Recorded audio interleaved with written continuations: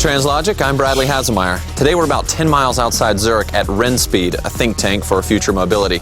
We're going to go inside, we're going to take a look at some of their really innovative concepts, then we're going to meet the man behind it.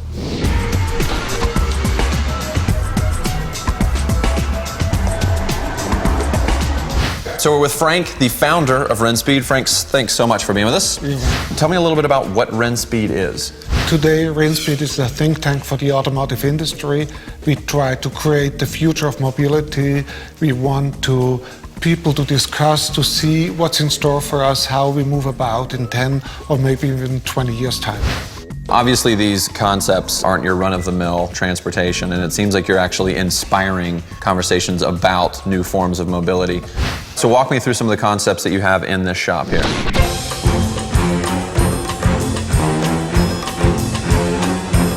Inspired by James Bond, kind of a scuba car, right? Well, it's not kind of a scuba car, it's the only real diving car in the world.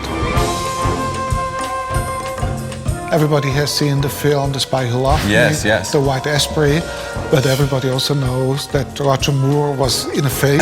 Right, yes. It didn't really work. And our goal was to make out of 7 cars, which originally were in the film, to make one and have it controllably go down. That's quite easy, but to have it controllably come up, yeah. Any car can go underwater. Right.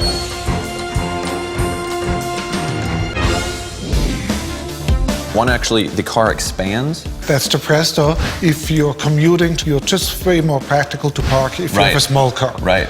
However, on the weekend, you might want to take your mother-in-law, you might want to go shopping. I do like my mother-in-law.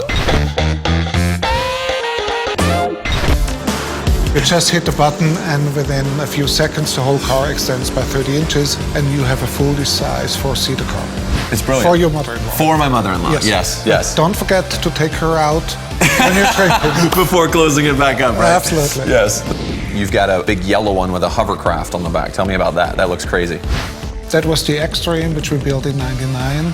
But the reason for it is not really about the hovercraft, but about pickup trucks, a lifting system to put loads on a pickup truck and unload it at the same time. Another one has a submersible in the back. That was the Tattoo. That car followed the Extreme, and that shows the Exolift, as we call this lifting device, already in a serial form. We have patented it, and we are building it in the States under a license.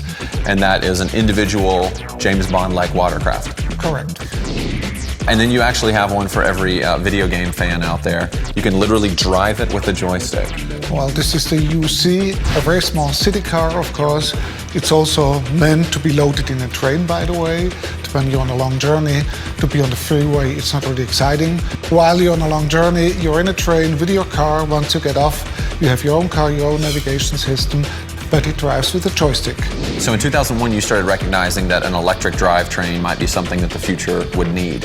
Well, it just happened by coincidence. It was the same time Bugatti announced 1001 horsepower. Yes, and it seems like, at that point, the option was to either scream louder, right, with more horsepower and that kind of thing, or to say something different. We did not want to top the 1001 horsepower because it would be really to make the ridiculous even more ridiculous. Right. And we just thought laterally, and laterally at the time meant to be different, and it meant to be environment friendly.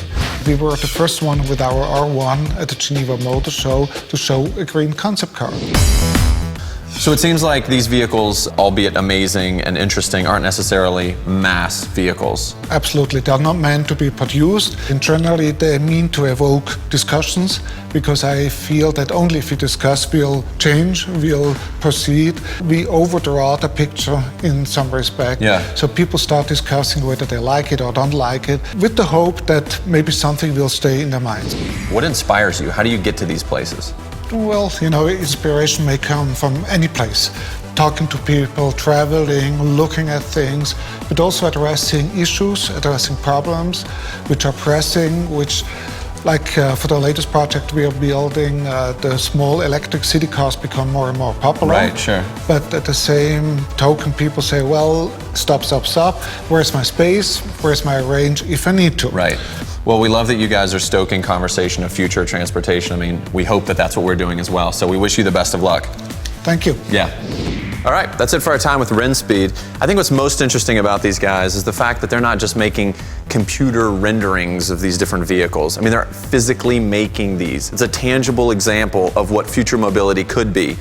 And they're getting people talking, and we love that. All right, for Translogic, I'm Bradley Hasemeyer. See you next week.